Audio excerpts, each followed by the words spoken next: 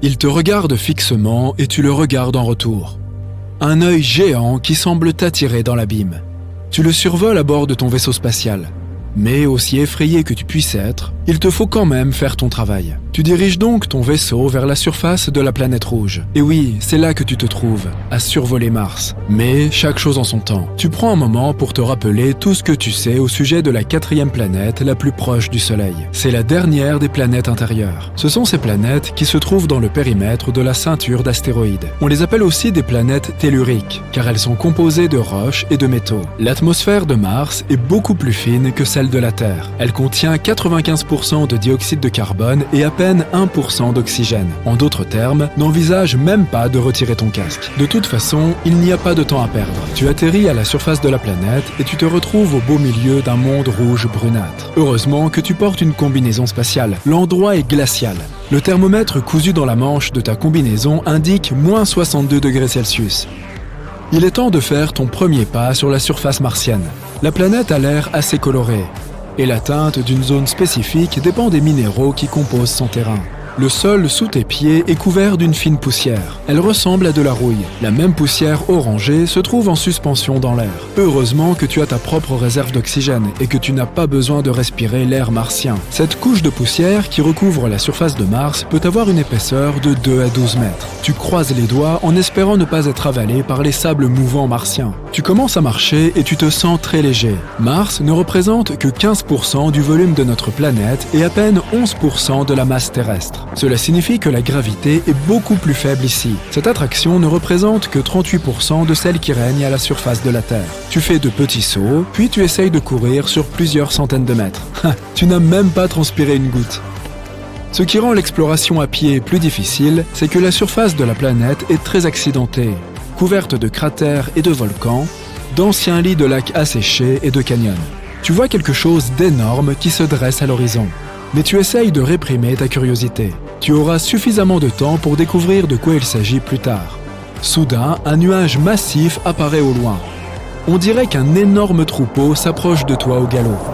En réalité, tu ferais mieux de remonter à bord de ton vaisseau et de t'envoler aussi vite que possible. C'est l'une des fameuses tempêtes de poussière martienne. Elles se produisent principalement pendant l'été dans l'hémisphère sud de la planète rouge. Et elles peuvent parfois recouvrir la planète entière. On peut même apercevoir les plus grandes d'entre elles depuis la Terre. Tu sautes dans ton vaisseau et tu mets le cap sur l'œil qui t'avait tant effrayé. Des canaux sinueux qui ressemblent à des veines traversent ce globe oculaire. Mais plus tu t'approches, moins cela ressemble vraiment à un œil. Bientôt, tu réalises que c'est un cratère. Il est gigantesque, près de 30 km de diamètre. Autour du cratère, qui semble même avoir une pupille, se trouvent d'autres cratères encore plus grands. Ils se sont probablement formés il y a des milliards d'années. C'est à cette époque que Mars a dû essuyer les multiples assauts de roches venues de l'espace. Mais pourquoi ce cratère oculaire est-il plus sombre que le paysage environnant? Les scientifiques pensent qu'autrefois, de l'eau martienne se trouvait dans l'énorme fosse. Et tu te souviens de ces canaux? Ce sont eux qui transportaient probablement cette eau. Comme le cratère était rempli d'eau, cela a empêché certaines substances et certains minéraux de s'éroder. Maintenant, tu te souviens de cette chose imposante à l'horizon? Il est temps d'aller l'explorer. Quand tu t'en approches, tu réalises qu'il s'agit du plus grand volcan bouclier de tout le système solaire, Olympus Mons. Il fait plus de 595 km de diamètre, ce qui est presque la même taille que l'État d'Arizona. Tu inclines la tête. Waouh, la montagne fait 25 km d'altitude. Elle est aussi entourée de falaises de 6 km de haut. Faisons quelques comparaisons pour mieux visualiser la taille de ce volcan. Le plus grand volcan sur Terre est le Mauna Loa, qui s'élève à environ 4000 mètres au-dessus du niveau de la mer et s'étend sur 120 km. Cela semble impressionnant, mais le volume d'Olympus Mons est environ 100 fois plus conséquent que celui du Mauna Loa. Le géant martien pourrait avaler toute la chaîne des îles hawaïennes, de Kauai à Hawaï. Mais pourquoi ce volcan est-il si grand? Cela pourrait être le résultat d'une gravité plus faible et d'une fréquence d'éruption plus élevée. Ou la raison pourrait venir de la croûte de la planète rouge, qui est très différente de celle de la Terre. Elle est statique. Sur notre planète, la croûte est composée de 15 à 20 plaques tectoniques en mouvement constant. Lorsque les plaques se déplacent sur des points chauds regorgeant de lave, de nouveaux volcans se forment et ceux qui existaient déjà s'éteignent. C'est pourquoi la lave peut atteindre la surface par de nombreuses débouchées. Mais sur Mars, la croûte n'est pas scindée en plaques similaires à celles de la Terre. Et la lave n'a rien d'autre à faire que de s'accumuler dans un seul très grand volcan. Alors, pourquoi ne pas regarder cette énorme montagne de plus près? Mais à peine es-tu descendu de ton vaisseau que le sol martien sous tes pieds se met à trembler. C'est un tremblement de Mars. Mais comment cela peut-il se produire si Mars n'a pas de plaque tectonique active en mouvement? Les spécialistes de la NASA sont convaincus que ces tremblements se produisent lorsque l'énergie à l'intérieur de la planète est soudainement libérée. Cela entraîne des fractures de la roche et des fissures dans la croûte de la planète. Une autre secousse puissante et l'une de ces crevasses s'ouvre juste à côté de toi. Tu tombes au sol, trop terrifié pour bouger. Mais bientôt, tout se calme. Tu attends quelques minutes, juste pour être sûr, et tu te lèves. Oh, regarde! Voici une occasion parfaite d'explorer les entrailles de la planète rouge. La fissure est suffisamment grande pour y envoyer un robot de recherche. La croûte de la planète est fine et se compose de roches basaltiques. L'épais manteau qui entoure le noyau de la planète est composé de silicate, d'oxygène et de quelques autres minéraux. Tu pourrais le comparer à une sorte de dentifrice fait de roches. Le manteau martien est aussi moins imposant que celui de la Terre. Son épaisseur n'est que de 1300 à 1800 km. Quant au noyau de la planète, il est composé principalement de fer, de nickel et de soufre et mesure entre 1400 et 1900 km de large. Ce noyau ne bouge pas. C'est pourquoi Mars ne dispose pas d'un champ magnétique. Malheureusement, ton drone est maintenant perdu dans les profondeurs de la planète rouge. Tu le laisses là et continues ton exploration. Ta prochaine destination est Valles Marineris. Ce nom évoquerait presque une sauce tomate à l'italienne, mais c'est en réalité un immense canyon, ou plutôt un système de canyons, qui longe l'équateur de Mars. Il est tout aussi impressionnant qu'Olympus Mons, plus de 4200 km de long et plus de 6 km de profondeur. Il est tellement vaste qu'il pourrait s'étendre sur l'ensemble des États-Unis, du Pacifique à l'océan Atlantique. Faisons une autre comparaison. L'un des canyons les plus célèbres de la Terre est le Grand Canyon en Arizona. Mais il est 10 fois moins long et environ 4 fois moins profond que le canyon de Mars. Certains scientifiques pensent que Valles Marineris est le bord d'une énorme plaque tectonique. Elle se déplace si lentement que presque rien ne s'est produit dans cette région depuis des millions d'années. Et le mouvement de cette plaque a probablement commencé il y a 3,5 milliards d'années. Bref, la seule chose qu'il reste sur ta liste de choses à faire aujourd'hui est de visiter les lunes de Mars. Elles sont parmi les plus petites du système solaire. Phobos est la plus grande des deux. Elle orbite à seulement 6000 km au-dessus de la surface martienne. Il n'y a aucune autre lune connue qui se déplace plus près de sa planète mère. Elle orbite autour de la planète rouge 3 fois par jour, alors que la seconde lune, Deimos, a besoin de 30 heures pour effectuer son orbite. Phobos se rapproche de plus en plus de Mars, environ 2 mètres tous les 100 ans. D'ici 50 millions d'années, elle s'écrasera sur la planète ou se brisera pour former un anneau autour d'elle. Heureux mais épuisé, tu retournes à ton vaisseau spatial. Demain, tu continueras à explorer la magnifique planète rouge. Et qui sait quelles nouvelles trouvailles t'attendent? Mars a 2 lunes, Phobos et Deimos. À part leur forme bizarre, elles n'ont rien de remarquable. Sauf une chose.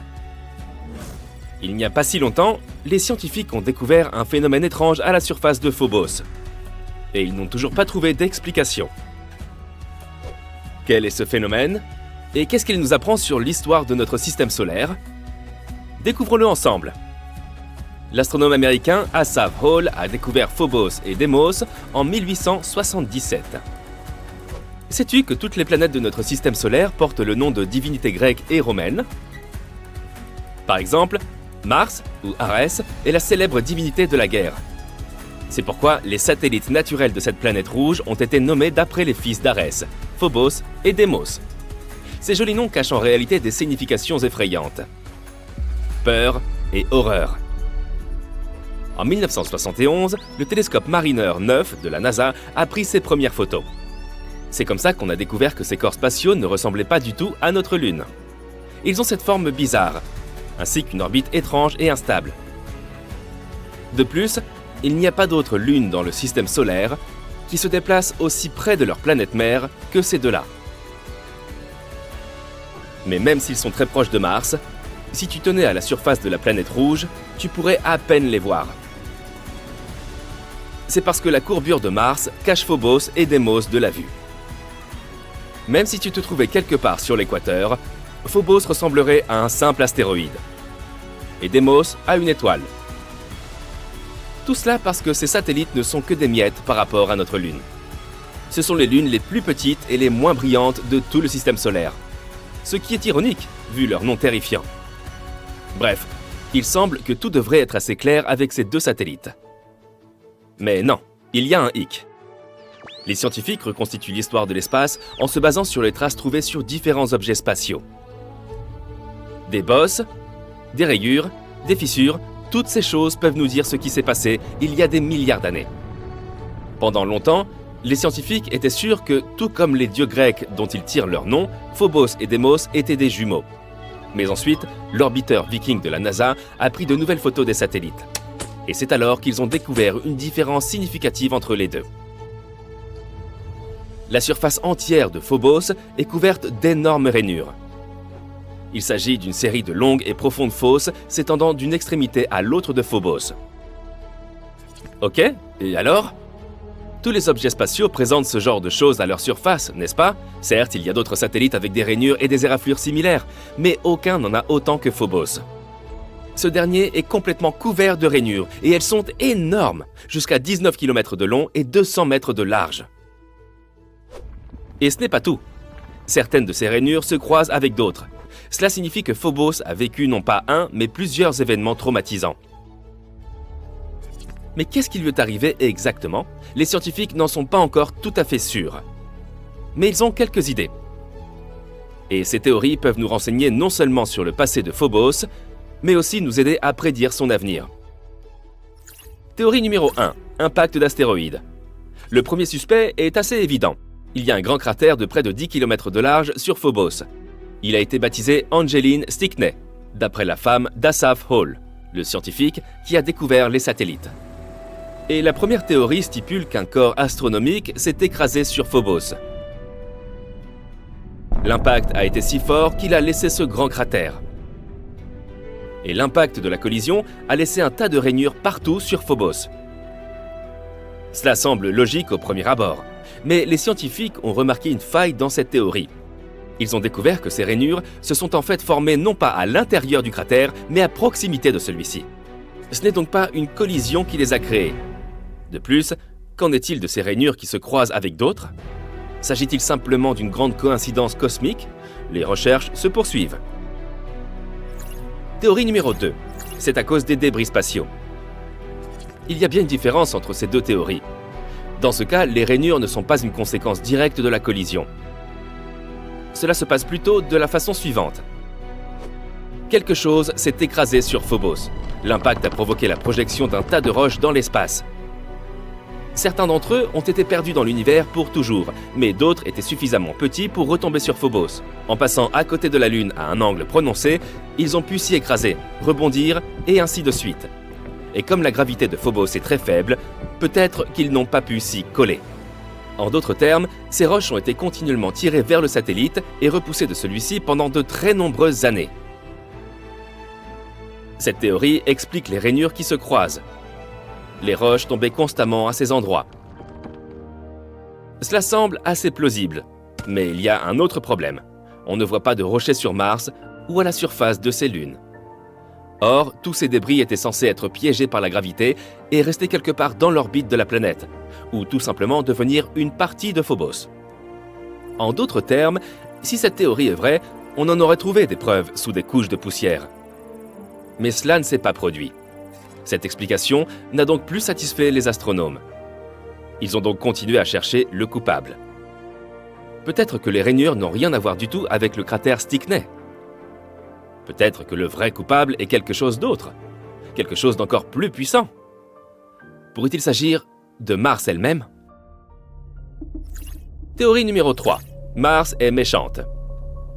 Les théories précédentes impliquent que Phobos et Deimos étaient à l'origine des fragments de Mars. Comme s'ils s'étaient détachés d'elle et étaient devenus des satellites. Tout comme notre Lune. Mais que se passerait-il si ce n'était pas le cas ? Les observations réalisées par le Mars Global Surveyor de la NASA montrent que Phobos et Deimos sont composés d'éléments que l'on trouve principalement dans les météorites et les astéroïdes. Alors Phobos et Deimos sont peut-être des astéroïdes ? Il y a une ceinture d'astéroïdes entre Mars et Jupiter.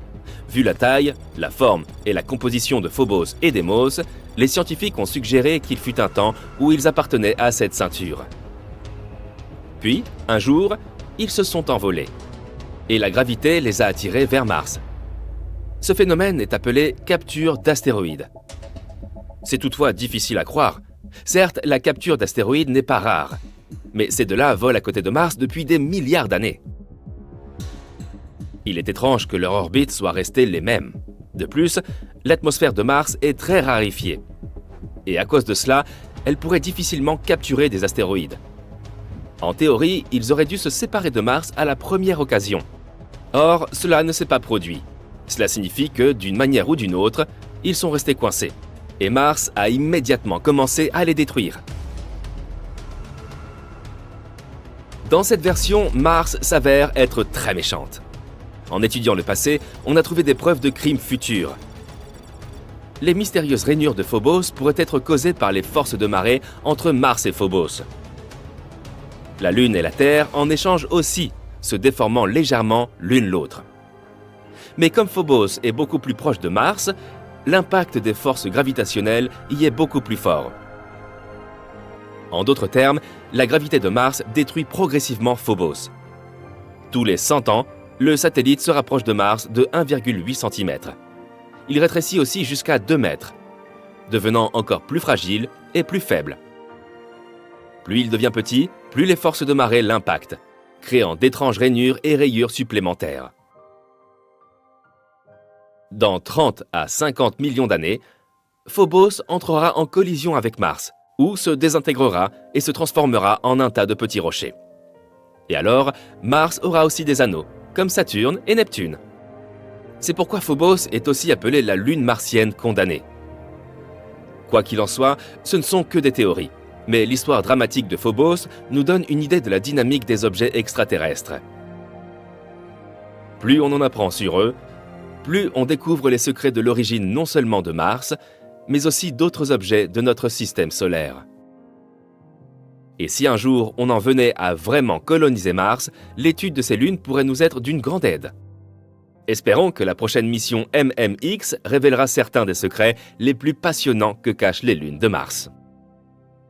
Avons-nous découvert une nouvelle civilisation ? S'agirait-il d'une porte ? L'habitation d'un extraterrestre ? Est-ce qu'on peut jeter un coup d'œil par les fenêtres ? Après tout, c'est l'astromobile Curiosity de la NASA qui a envoyé cette image sur Terre. Et en ce moment même, ce véhicule explore la surface de Mars. Malheureusement, les astronomes ont vite fait de gâcher notre plaisir. Ils ont affirmé qu'il s'agissait simplement d'un élément naturel du paysage martien. Plusieurs indices les ont amenés à penser qu'il ne s'agissait pas réellement d'une porte. Par exemple, elle est minuscule, à peine 1 mètre de haut. Mais cela pourrait simplement signifier que les Martiens ne sont pas très grands, objecteras-tu peut-être. Cependant, les scientifiques continuent d'insister. Cette chose qui ressemble à une porte n'est en fait qu'une ouverture, tout ce qu'il y a de plus naturel dans la roche. Et ce sont les vents et l'érosion qui l'ont créée. Si tu regardes attentivement la roche, tu remarqueras peut-être des strates, des couches minérales que l'on distingue mieux que ce qu'il y a autour, car elles sont plus dures. Ces strates plongent ici, à gauche, et un peu plus haut, à droite. Elles sont probablement apparues il y a environ 4 milliards d'années, dans une rivière ou une dune exposée au vent. Et depuis leur formation, les puissants vents de la planète rouge les ont encore plus érodées. Maintenant, ce que tu vois, c'est qu'elles disparaissent à l'intérieur de la porte. Et regarde ça, tu vois ces fissures ? Oui, celle-là. Voilà comment les roches vieillissent sur Mars. Cette petite grotte a probablement été formée au moment où les strates se sont fracturées. Il est possible qu'un gros rocher soit tombé, et cela a créé cette ouverture en forme de porte. Cette théorie est tout à fait plausible, parce que même si la gravité sur Mars n'est pas aussi forte que sur Terre, elle est quand même assez forte pour que ça arrive. D'ailleurs, tu vois ce rocher à droite de l'ouverture ? Son arête n'est-elle pas étrangement lisse et verticale ? C'est sans doute lui le coupable. Il est probablement tombé il n'y a pas si longtemps, et les vents martiens ne s'en sont pas encore débarrassés. Pourtant, les vents sur Mars peuvent être extrêmement puissants. Cette planète est célèbre pour ses intenses tempêtes de poussière. Parfois, la poussière soulevée est telle qu'il est possible de l'apercevoir depuis la Terre avec un télescope. Ces tempêtes se produisent chaque année et s'étendent sur des zones correspondant à des continents entiers. Et elles durent plusieurs semaines. Mais en plus de ces tempêtes annuelles, il en existe d'autres encore plus impressionnantes. Mais elles se produisent beaucoup plus rarement. En revanche, elles sont plus puissantes et bien plus intenses. On les appelle tempête de poussière globale, car elle recouvre toute la planète. Mais même si tu te retrouvais pris dans la tempête la plus violente de Mars, ce ne serait pas aussi terrible que tu pourrais le penser. La vitesse du vent ne dépasse pas les 96 km/h. Sur notre planète, les vents peuvent atteindre 2 fois cette vitesse lors d'un ouragan. Tu dois aussi garder à l'esprit que la densité de l'atmosphère de la planète rouge ne représente même pas 1% de celle de la Terre. Du coup, si tu voulais faire voler un cerf-volant sur Mars, il faudrait que le vent soit beaucoup plus rapide que sur Terre. Sans ça, tu ne pourrais même pas le faire décoller. En d'autres termes, même s'il y a beaucoup de vent sur Mars, il n'est pas aussi intense que sur notre planète. Au fait, tu as peut-être remarqué que j'appelle souvent Mars la planète rouge. Pourquoi ? C'est simple, notre voisine est couverte de poussière, de terre et de roches riches en oxyde de fer. C'est ce qui donne à la surface de la planète la teinte rouge qui est sa marque de fabrique. D'ailleurs, regarde, voilà la marque en question. Mais non, je plaisante. Mars est la 4e planète en partant du Soleil. C'est pas si loin de notre étoile, te dis-tu peut-être. Pourtant, c'est un monde froid et désert. La température moyenne à sa surface est de moins 63 degrés Celsius. Mais si tu visites un jour l'un de ses pôles pendant l'hiver, assure-toi de porter des vêtements chauds, parce que les températures peuvent y descendre à moins 140 degrés Celsius. En été, cependant, tu trouverais probablement le climat très agréable dans certaines régions. Les températures peuvent y atteindre 21 degrés Celsius, pas très différent de ce à quoi nous sommes habitués. Mars est l'un des corps spatiaux les plus explorés du système solaire. Pour l'instant, la NASA a envoyé 2 astromobiles afin de parcourir ces paysages rouges, Curiosity et Perseverance. Il y a aussi un atterrisseur appelé InSight et l'hélicoptère Ingenuity, que l'on surnomme affectueusement Genie. Perseverance est l'astromobile le plus avancé et le plus grand jamais envoyé sur une autre planète. Son voyage vers la planète rouge a duré 203 jours, et Genie a voyagé jusqu'à Mars accroché à Perseverance. Ça a dû être chouette. Et maintenant, je vais te dire quelque chose de très curieux. Imagine que tu sois un Babylonien et que tu vives il y a environ 5000 ans. Babylone était une civilisation de l'ancienne Mésopotamie. Rappelle-toi, tu as appris ça à l'école. Bref, ton voisin vient te voir et te demande « Quel jour sommes-nous aujourd'hui ?» Et que réponds-tu ? « C'est le jour de Mars. » Attends, quoi ? Lorsque les Babyloniens ont créé la semaine, ils ont décidé de la diviser en 7 parties. Chaque jour a été nommé d'après un corps spatial, comme la Lune, le Soleil, Vénus et ainsi de suite. Le jour de Mars, c'était le mardi. Les Babyloniens croyaient que ces objets spatiaux influençaient le cours de leur vie. Et comme Mars était de couleur rouge, ils l'associaient à l'agressivité. C'est pourquoi le mardi, ils organisaient des cérémonies spéciales pour éviter l'influence de la méchante planète. Et c'est vrai, Mars semblera inamical à un voyageur fatigué. Son atmosphère est peu dense et son volume représente à peine 1% de l'atmosphère de la Terre, comme nous l'avons dit. En d'autres termes, il y a 99% d'air en moins pour respirer sur la planète rouge. L'atmosphère de Mars est principalement composée de dioxyde de carbone. À des concentrations aussi élevées, c'est un gaz très toxique pour nous, les humains. Et si tu cherchais de l'oxygène pour respirer sur Mars, tu serais plutôt déçu. Il n'y a que 0,1% d'oxygène dans l'air de la planète rouge. Ce n'est certainement pas suffisant pour que tu puisses y survivre. Pour le moment, Mars possède 2 lunes, Deimos et Phobos. Les astronomes pensent qu'il s'agit peut-être d'astéroïdes autrefois captés dans le champ gravitationnel de la planète. Ces lunes ont la forme de pommes de terre. La raison, c'est que leur masse est trop faible pour que la gravité leur donne une forme sphérique. Des pommes de terre, hein ? On devrait peut-être les renommer purées et gratinées. Un jour, Mars aura son propre anneau, mais il faudra attendre entre 20 et 40 millions d'années. Est-ce que Sympa existera toujours ? Reste à l'écoute. Les forces gravitationnelles de Mars mettront en pièces la plus grande lune de la planète, à savoir Phobos. Et ouais, elle sera véritablement réduite en purée. Certains fragments de l'ancienne lune s'écraseront alors sur Mars, et d'autres se briseront pour créer l'anneau de la planète. Cet anneau existera pendant au moins 100 millions d'années.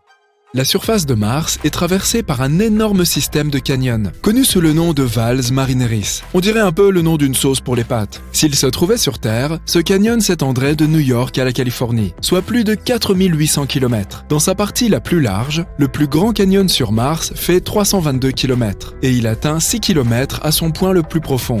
Si tu as encore du mal à imaginer l'ampleur de ce phénomène naturel, écoute un peu ça. Valles Marineris est 10 fois plus grand que notre Grand Canyon sur Terre. Et puisque nous parlons de choses gigantesques, voici Olympus Mons. C'est le plus grand volcan du système solaire. Et il se trouve aussi sur Mars. Il est 3 fois plus haut que le mont Everest, la plus haute montagne au-dessus du niveau de la mer.